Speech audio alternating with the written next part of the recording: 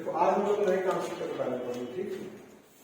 कई बार क्या होता है चक्रवृद्धि ब्याज और साधारण ब्याज के 2 साल का अंतर, 3 साल का अंतर, 4 साल का अंतर दे देता है, ठीक है। आपको या तो मूलधन निकालने के लिए बोलेगा या तो रेट ऑफ इंटरेस्ट निकालने के लिए। तो 2 साल के लिए और 3 साल के डायरेक्ट फार्मूला है और ज्यादातर जो पूछा गया है वो 3 साल के ही पूछता है, ठीक है। क्योंकि 4 साल का बहुत देरी हो जाता है या तो 2 साल का पूछता है। अभी तक जो व्यापक में आए वो 3 साल के पूछे या तो 2 साल का पूछे, 4 साल का पूछे। अब देखो जैसे कि साधारण ब्याज का सूत्र क्या है, मूलधन गुणित दर गुणित समय बटे 100। मान लीजिए मैं कहूं कि 2 साल का साधारण ब्याज, तो आप क्या करोगे, P बराबर क्या रख दोगे, PR गुणित 2 बटे 100, या इसको मैं क्या लिखता हूं 2PR बटा 100। कितना होगा, मूलधन हमको पता नहीं है, रेट ऑफ इंटरेस्ट पता नहीं, बस 2 साल का साधारण ब्याज कितना हो गया 2PR बटा 100। कितने साल का है, 2 साल का, 2 ईयर, ठीक है। अब 2 साल का हम लोग चक्रवृद्धि ब्याज निकालेंगे, ठीक है। तो चक्रवृद्धि ब्याज में क्या होता है, पहले साल तो साधारण ब्याज और चक्रवृद्धि ब्याज सेम रहता है, और दूसरे साल क्या रहता है, मूलधन पर तो ब्याज लगता है, उसके साथ जो ब्याज रहता है उस पर भी ब्याज लगता है। जैसे कि देखो ये थी साधारण ब्याज, आपको मान लीजिए मूलधन 100 रुपये, ठीक है। रेट ऑफ इंटरेस्ट मान ली जाए 10 रुपये और टाइम कितना है 2 साल। तो साधारण ब्याज में क्या होगा, देखो पहले साल कितना लगेगा 100 रुपये का 10%, कितना हो गया 10। तो दूसरे साल भी 100 रुपये का 10% तो लगेगा ही लगेगा, लेकिन ये जो ब्याज मिला है पहले साल का उसका भी 10% लगेगा। तो 10 का 10% कितना हो गया 1। ये किसकी बात कर रहा हूं, चक्रवृद्धि ब्याज, ठीक है, समझ में है। देखो चक्रवृद्धि ब्याज में क्या होता है, पहले साल का 10% 10 लगा और दूसरे साल का भी तो लगेगा ही, लेकिन जो ब्याज है उसका भी ब्याज लगेगा। तो कुल मिला के कितना आ गया देखो 21। सीआई की बात कर रहे हैं, तो सीआई की। लेकिन जो सिंपल इंटरेस्ट है उसमें क्या लगेगा, हर साल ब्याज आपका समान लगेगा। देखो पहले साल कितना लगा 10, तो दूसरे साल में कितना लगेगा 10। 100 का 10%, 10 पहले साल के लिए, दूसरे साल के लिए 100 का 10%, 10। समझ में आया। तो देखो फार्मूला हम लोग कैसे निकालेंगे, वैसे मैं डायरेक्ट फार्मूला लिख सकता हूँ, ठीक है, लेकिन आप लोग को कंफ्यूजन होगा कैसे आए, इसलिए बता दें। तो देखो इसी समझ में चक्रवृद्धि ब्याज ब्याज पर भी ब्याज लगता है। अब देखो कंपाउंड इंटरेस्ट में चक्रवृद्धि ब्याज में 2 साल का कैसे निकालें। देखो 2PR बटा 100 आया है, इसका मतलब है कि पहले साल भी कितना लगा है PR बटा 100 लगा, दूसरे साल भी PR बटा 100। PR कहां से, आप मान T के वैल्यू 1 रखेंगे, यहाँ भी T का वैल्यू 1 रखेंगे, आएगा ना। और यहाँ पे क्या है, दोनों के एक साथ कर दिए, नहीं तो एक साल के निकाल दे तो PR बटा 100 होता, फिर प्लस करके अगले साल के निकाल दे फिर PR बटा 100 होता। तो 2 साल के लिए डायरेक्ट निकाल दिए तो 2PR बटा 100। तो पहले साल के लिए जो साधारण ब्याज होता है, चक्रवृद्धि ब्याज क्या होता है, सेम होता है। तो पहले साल का कितना है PR बटा 100, तो मैं क्या लिख सकता हूं PR बटा 100, ठीक है।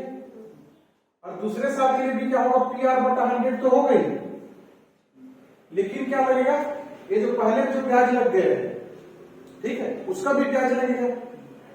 तो किस रेट पे लगेगा, R% पे, ठीक है। तो हम क्या कर सकते हैं,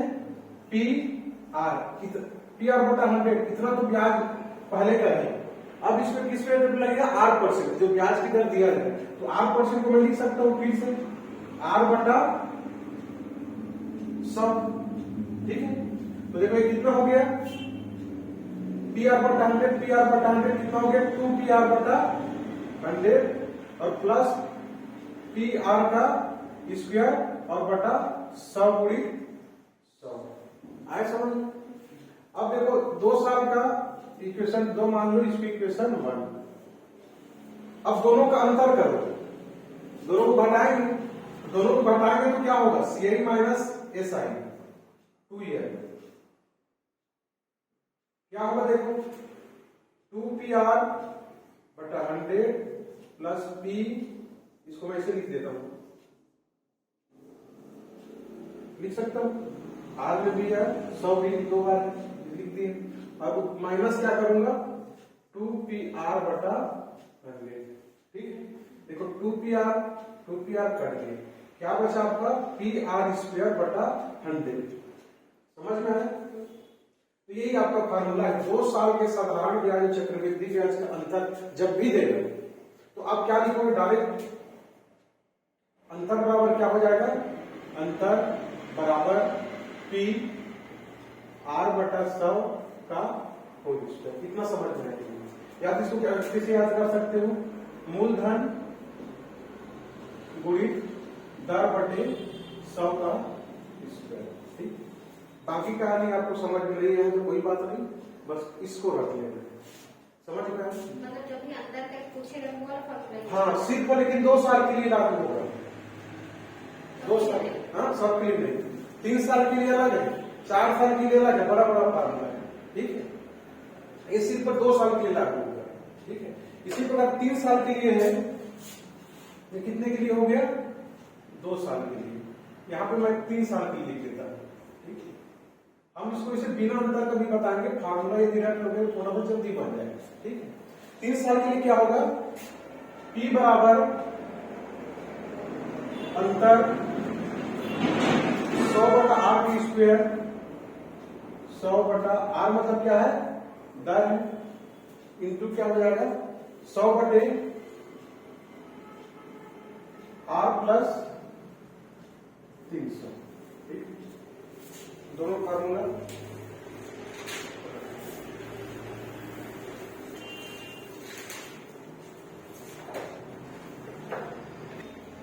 क्वेश्चन है कि 2 साल का CI और SI का अंतर 36 रुपये,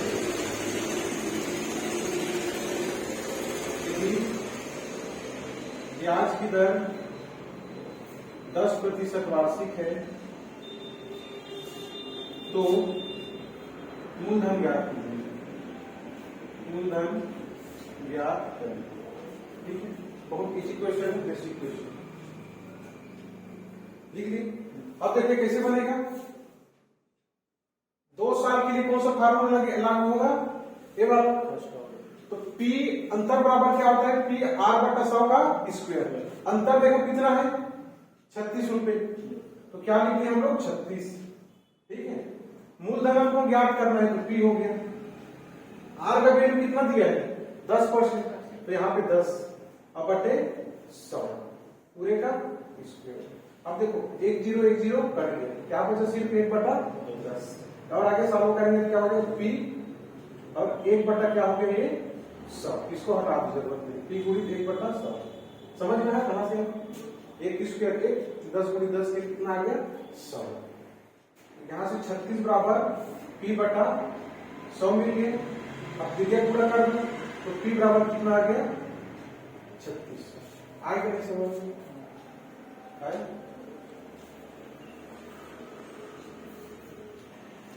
अब देखो इसको बनाने का, देखो 2 साल का तो आप बना लिए, 3 साल का देखो फार्मूला मुझको भी आप नहीं तब भूल जाता हूँ, आप लोग भी भूल जाओ। ठीक है, 4 साल के लिए फिर अलग होगा तो फार्मूला से काम तो नहीं बनेगा। ठीक है, इसलिए हम क्या करेंगे, एक और कॉन्सेप्ट यूज करेंगे, उसका नाम है, उसको सी मेथड भी बोलते हैं या तो ट्री मेथड भी बोलते हैं, जो भी नाम दो। ठीक है, मेथड का नाम रखने की जरूरत नहीं, बस जाना तो क्या है। तो 2 साल के लिए क्या होगा, इस प्रकार लिखेंगे हम 2 साल के लिए। ठीक है, 3 साल की पारी आगे क्या लिखेंगे इस प्रकार। 4 साल की पारी आती तो क्या करते, एक बार और ऐसे कर देते। ठीक है, तो ये जो लाइन है खड़ी लाइन पहली वाली, एक इसको दिखाता है सिर्फ सिंपल इंटरेस्ट को दिखाता है। ठीक है, और पूरा का पूरा ये सब किसको दिखाता है, कंपाउंड इंटरेस्ट को। ठीक है, समझ में आया? अब देखो इसमें भी ये जो खड़ी लाइन है कौन सी वाली, ए वाली, इसमें केवल ये किसको दिखाएगा आपको, सिंपल इंटरेस्ट को, और पूरा का पूरा किसको दिखाएगा, कंपाउंड इंटरेस्ट। समझ में है? अभी अंतर कितने साल का, तो देखो कितना है, 2 साल का अंतर है। ठीक है, तो 2 साल का इसमें देखो अंतर कहां पर होगा, देखो इतना बड़ा डब्बा है, पूरा डब्बा है, पूरा डब्बा किसका है, सीआई का है। इसमें से एसआई वाला डब्बा हटा दिए तो कौन सा वाला डब्बा बचा, सिर्फ ए वाला डब्बा बचा। तो ए वाला डब्बा मतलब सिर्फ ए बचा। समझ में है? तो 2 साल का साधारण ब्याज चक्रवृद्धि ब्याज के अंतर में कौन सा डब्बा बचेगा, सिर्फ आएगा नहीं समझ में। अब देखो 3 साल वाले में, देखो चक्रवृद्धि ब्याज का डब्बा ये, उसमें से एसआई वाली तरह डब्बा हटा दिए। 3 साल में अंतर में कौन सा डब्बा बचेगा, ए वाला, मतलब ए भी बचा और ए भी बचा। ठीक है, तो 3 साल के अंतर में कौन सा आएगा, इतना आएगा, और 2 साल के अंतर में क्या आएगा, सिर्फ ए आएगा। ठीक है, अभी जो प्रश्न है वो कितने साल का अंतर है, 2 साल का। तो 2 साल का अंतर है, तो अंतर को मैं डायरेक्ट कहां पे लिख सकता हूं, यहां पे 36 दिया है, अंतर यही पे होता है 2 साल, यहां पर डायरेक्ट 36 लिख दिया। समझ में आया? अब देखो रेट ऑफ इंटरेस्ट कितना है, सॉरी 10%, तो 10% मतलब यहां पर कोई चीज रहा होगा। ठीक है, यहां पर कोई वैल्यू रहा होगा, उसका क्या हुआ होगा, 10% हुआ होगा। तो किसका 10% 36 होता है, देखो 10% बराबर कितना होता है, 1/10 होता है। तो या तो आप करो कि 100 का 10% बराबर 36 करो, या तो डायरेक्ट जो 10 है 1/10 है उसका गुणा कर दो, तो कितना हो जाएगा यहाँ पे 360। अच्छा 10% बराबर 1/10 होगा, इसका गुणा करेंगे तो यहाँ पर कितना आ जाएगा 360। इतना चीज समझ में है? अब ये देखो 360 हो गया, ये भी तो किसी का 10% रहा होगा मूलधन का। ठीक है, तो फिर इसके साथ 10 का गुणा कर दो, जो आया है 1/10 उसी का गुणा, ऊपर चढ़ेंगे तो गुणा करते जाएंगे, नीचे उतरेंगे तो 1/10। अब देखो 36 का 1/10 करते तो कितना आता, 36 आता ना। अब देखो 360 भी किसी का 1/10 हुआ होगा। ठीक है, तो क्या करेंगे, मूलधन बराबर क्या हो जाएगा, 360 गुणित 10 बराबर कितना हो गया आपका 3600। ठीक है, जितना रेट ऑफ इंटरेस्ट दिया रहेगा, अंतर पता चल गया, तो ऊपर वाले में क्या करना है, गुणा करना है। देखो एक पहले साल का साधारण ब्याज निकल गया, इस साधारण ब्याज भी किसी का 10% रहा होगा। इसको कैसे सोच सकते हो, मान लिया जाए 100 का 10%, 10% मतलब 1/10 बराबर कितना है, 360 है। तो सिंपल 10 का गुणा हो गया, कितना आ गया 3600। उसी को मैं बोल रहा हूं, नीचे से जब ऊपर चढ़ते जाओगे तो जितना ब्याज दिया रहेगा, रेट ऑफ इंटरेस्ट है, उससे क्या करते हो, गुणा करते जाते हैं। तो यहाँ पे गुणा किया 360, एक पहले साल का ब्याज निकल गया, फिर ऊपर करेंगे तो कहां पहुंच जाएंगे, मूलधन में। समझ में आया? नोट कर लो जो चीज समझ में आए।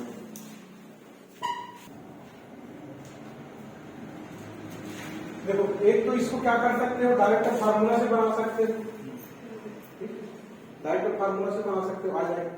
लेकिन जो अभी मेथड बताया था नीचे में, उस मेथड का यूज है कि कई प्रकार से काम है, सिर्फ अंतर में काम नहीं, बहुत प्रकार से काम है। ठीक है, तो देखो पहले मैं उस सी मेथड से बता देता हूँ, फिर फार्मूला से बताता हूँ। ठीक है, फार्मूला भाई अब बिजी लग रहा होगा। ठीक है, सिर्फ आपको क्या करना है, अंतर रखना है, आर बराबर को 12.5% दिया है। ठीक है, और करके बना देंगे, ऐसा लग रहा हो। ठीक है, लेकिन ये क्या है,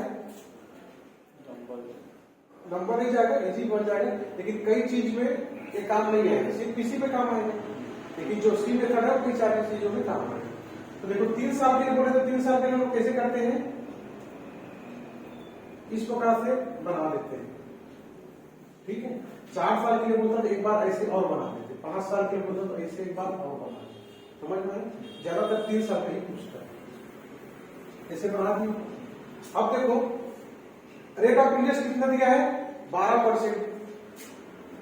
कितना दिया है, 12.5%। तो 12.5% का वैल्यू 1/8। कितने साल के लिए बोल रहा है? 3 साल के लिए। तो 3 साल के लिए बोल रहा है तो आप क्या मान लोगे? P बराबर ये जो नीचे है कितना है? 8। तो 8 का क्यूब तो कितना हो जाएगा? 8 को भी काट कितना हो जाएगा? 512। यहां पर 2 साल के लिए बोलता तो 64 ले लेते, 4 साल के लिए बोलता तो 8 का 8 4 लेते, जो भी नीचे में रहेगा हर में। 3 साल के लिए बोलेगा तो उसका क्यूब ले लेना है। अभी मान लेना है कि मूलधन इतना रहा हो, ठीक है। अब ब्याज की दर कितना है आपका? 1/8। तो देखो ये जो पहला जो लाइन है ये वाला, इसको ये पहले साल के लिए है, फर्स्ट ईयर। ये किसके लिए है? Second year. ये कितना है? Third year. समझ में आया? ये जो पहला लाइन है पहले साल के लिए, दूसरे साल के लिए।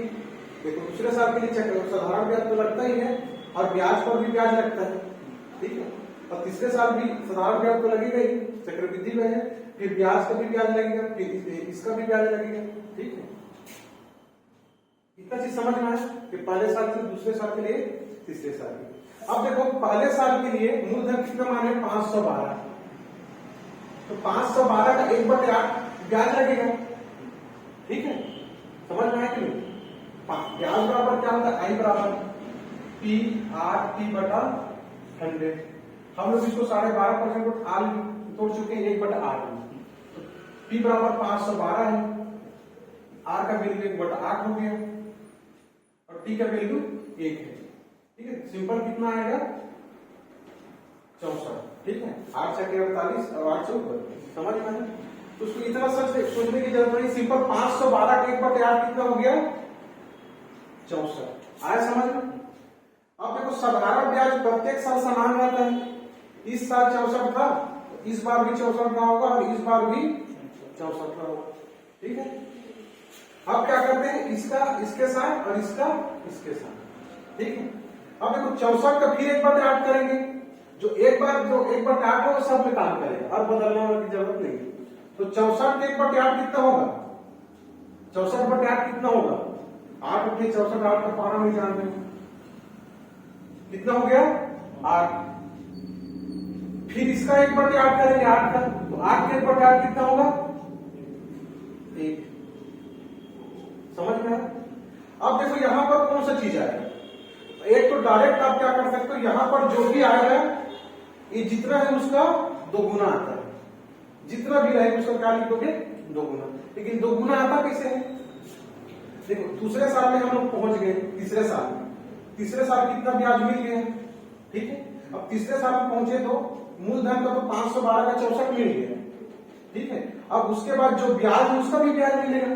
तो ब्याज देखो कितना है? 1, 2 और 3 को ब्याज है। तो 64 का देखो ब्याज कितना मिलता है? 8। लेकिन ये भी 64, इसका भी कितना मिलेगा? 8। इसलिए यहां पर कितना हो जाएगा? 16। और ये जो ब्याज है इसका तो 1/8 यहां पे किए हैं, समझ में है? तो इन दोनों का योग करके 1/8 करके तो 16 आता है। या तो ये याद रख लो या डायरेक्ट जितना होता है उसका जस्ट 2 गुना ही होता है। समझ में आया? आए कि नहीं? अब देखो इसको मैं निकालता हूं, क्या पूछे हमको? 12.5% करके 30 साल की सीआई और एसआई का अंतर कितना है? 750 रुपए। अब मैं डब्बा में बताया था, क्या बताया था? ये पूरा का पूरा क्या हो गया आपका? सीआई। ये वाला डब्बा किसका हो गया? एसआई का। अब पूरे डब्बा से एसआई वाला डब्बा को घटाएंगे तो कौन सा डब्बा बचेगा? ये वाला बचेगा। तो इस वाले में कौन कौन सा वैल्यू है? 8 है, 16 है और 1 है। तो 16 यहां पे लिखो, यहीं पे लिख दो। 16 + 8 + 1 बराबर कितना हो गया? 25। अंतर कितना निकाल लिया हम लोग? 25। प्रश्न में कितना अंतर दिया है? 750। तो 25 750 का कितना गुना है? 30 गुना। तो मूलधन हम लोग कितना माने थे? 512। तो 512 का भी 30 गुना। कितना हो जाएगा? 5 दिया 1500, 12 दिया 36, 1500, 36 और कितना ही आएगा? समझ में आया? ये क्या है आपका आंसर? ठीक। देखो सिर्फ दूसरे साल के चक्रवृद्धि ब्याज कितना होगा बताइए। दूसरे साल में कौन कौन है देखो, 64 और 8 कितना हो गया 72। तो क्या कर दोगे आप 72 गुणित कितना किए थे 30। आपको सिर्फ दूसरे साल के निकल, सिर्फ तीसरे साल के चक्रवृद्धि ब्याज कितना है तो 64, 16 और 1 समझ में आए। दूसरे साल और तीसरे साल के चक्रवृद्धि ब्याज का अंतर कितना है तो 64 और 72 और 64 से कितना हो गया 70, 80 और 81। 72 81 में कितना अंतर हो गया 9। कुछ भी पूछेगा तो आप बता दोगे।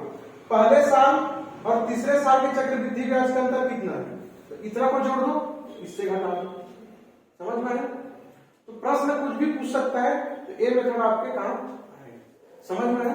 फार्मूला से आपको बना लेना सिंपल। यहाँ पे क्या करना है 12.5%, तो 12.5% नहीं करोगे क्या करोगे यहाँ पे 1/8 कर ले। ठीक 1/8 करके 8 ऊपर में मल्टीप्लाई हो जाएगा। ठीक है तो फिर बनाओगे कितना है आपका 15,360। ठीक देखो 10% की दर से 3 साल का एसआई और एसआई करता है 31 रुपए है। तो मूलधन याद करो तो आपको पहले कर लो ऐसे। ठीक है अब याद रखो कि 3 साल का अंतर में टिक करवाया था कौन कौन आएगा ये तीनों आएंगे। ठीक है अब देखो क्या हो गया 8% बराबर कितना दिया 10%। 10% का वैल्यू 1/10। तो मूलधन कितना मानना है 3 साल के लिए बोल रहे तो 10 का क्यूब तो कितना हो गया 1000। अब देखो 1000 ए वाला एसआई का है और पूरा पूरा किसका होता है सीआई का कंपाउंड इंटरेस्ट। 1000 का 10% कितना होगा कितना होगा 1000 का 10% 100 होता है। तो यहां पर कितना आ गया आपका 100 पहले साल के लिए। और दूसरे साल के लिए भी कितना आएगा 100। ए वाला लाइन हमेशा सेम रहेगा। तीसरे साल के लिए 100। अब देखो फिर 100 का 10% कितना हो गया 100 का 10% मतलब 1/10 करें कितना आ गया 10। इसका 10% मतलब 1/10 के कितना आ गया 1। और यहाँ पर क्या होता है जस्ट ऊपर वाले का तो 10 गुने 20। अब देखो अंतर दिया है हमको। अंतर कितना दिया 31 रुपया। यहाँ पे अंतर कितना आ जा रहा है 10, 20, 30 और 31। मतलब 31 का वैल्यू कितना है 31। कितना गुना है 1 गुना। मूलधन पूछा है मूलधन कितना है 1000। तो सिंपल से कितना आ जाएगा 1000 ही आ जाएगा। समझ में आया। अब देखो इसी चीज को अब देखो इसी चीज को जैसे फार्मूला से करते हैं। ठीक है फार्मूला से मैं बता दे रहा हूँ यूज नहीं किया पिछले क्वेश्चन में। देखो पी बराबर हमको पता नहीं है फार्मूला से देखो अंतर कितना निकाले हम लोग दिया है क्वेश्चन में 31 और 100। आर बराबर कितना है 10। तो 10 का फिर ऊपर में स्क्वायर और फिर 100/10 प्लस 300। इतना भी समझ में आएंगे। सिर्फ आर का वैल्यू रखा हूं और कुछ नहीं किया। अंतर का वैल्यू 31 रखा बाकी सब चीज सेम। अब देखो A0 कट गए तो क्या बच जाएगा 31 गुणित 10 की स्क्वायर करें तो कितना होता है 100 गुणित ये कितना हो जाएगा 100 और नीचे में 300 और कितना हो गया 310। समझ में आया। अब देखो A0 कट गए 31 से कम 31 कट गए। अब देखो 100 गुणित 10 के कितना आ गया 1000। कितने साल के लिए पूछा है 2 वर्ष और 3 वर्ष दोनों को पूछा है। मतलब हम लोग 3 वर्ष का बनाना पड़ेगा। ये 2 वर्ष का बन गया 3 वर्ष का बनाएंगे तो एक और देखो 2 वर्ष में अंतर में किसमें टिक करवाया था याद करो सिर्फ इसमें। 3 वर्ष में क्या बोला था इसमें और इसमें। तो प्रश्न बोल रहा है किसी ब्याज की दर से 2 वर्ष और 3 वर्ष की चक्रवृद्धि व साधारण ब्याज के अंतर क्रमशः कितना 100, 32 और 460। मतलब 2 वर्ष के लिए कितना 132 है। क्या 132 है अंतर। अंतर को कहां पे लिखेंगे यहाँ पे 132। समझ में नहीं। और 3 साल के लिए का अंतर तीनों होता है पूरा होता है। और आप जानते हो कि यहाँ पर जितना आता है उसका जस्ट 2 गुना यहाँ पर आता है। ठीक तो कितना हो जाएगा 264। अब देखो यहाँ पर अंतर कितना दिया है 460। इसको जोड़ो कितना हो जाएगा 4 2 6, 6 3 9, 2 1 3 और 407 से माइनस करो 1 तो यहाँ पर देखो कितना आ जाएगा 11, क्योंकि इतना का वैल्यू कितना होना चाहिए 3 साल के अंदर 407 होना चाहिए। समझ में आया कि नहीं? देखो 2 साल का सिर्फ अंतर यहाँ पे होता है 132 लिख दिए, अब 3 साल के अंदर 407 लिखा है तो हम डायरेक्ट नहीं लिख सकते कहां कहां पर होगा, लेकिन इतना जानते हैं कि यहाँ पर जितना होगा उसका जस्ट डबल होता है तो 264 लिख दिए।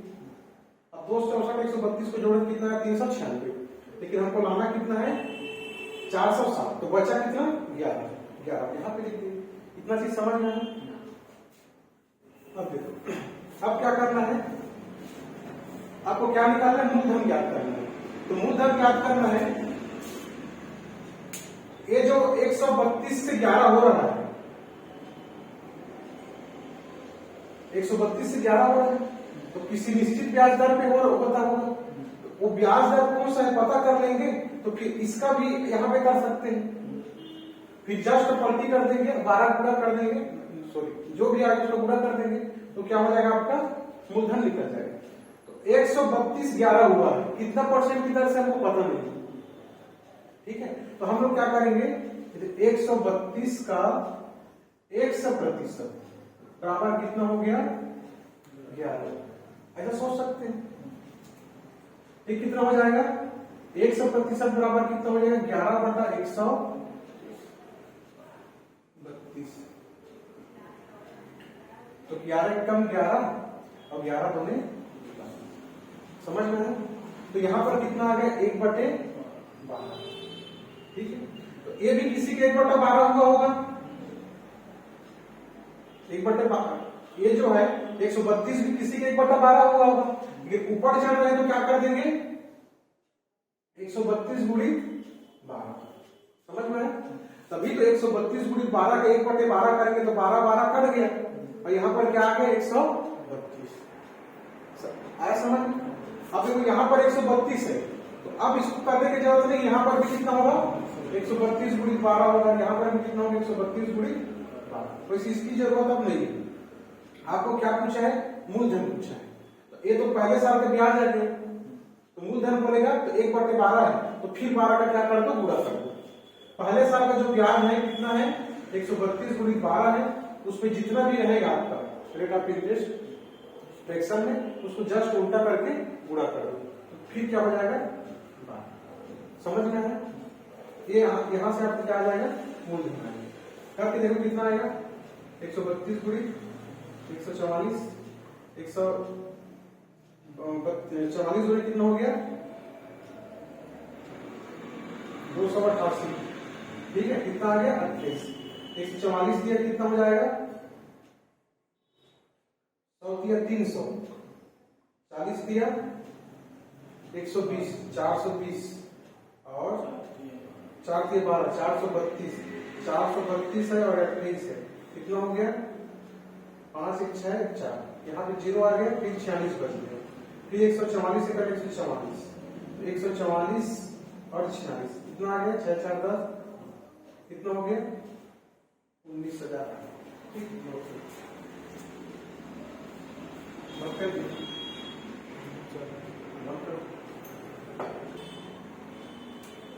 देखो 2 वर्ष 3 वर्ष कितने का बनाएंगे 3 वर्ष का ये बना दिए, इतना इजी क्वेश्चन।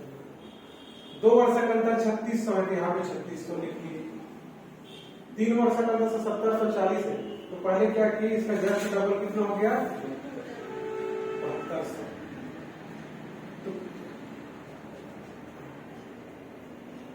2 वर्ष का अंतर 3600, 36 2 7200, ये कितना हो जाएगा क्वेश्चन को कुछ नहीं, ये दोनों को जोड़े कितना हो गया 0 0 6 2 8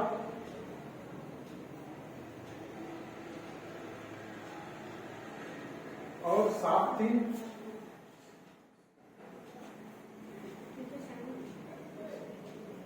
कितना हुआ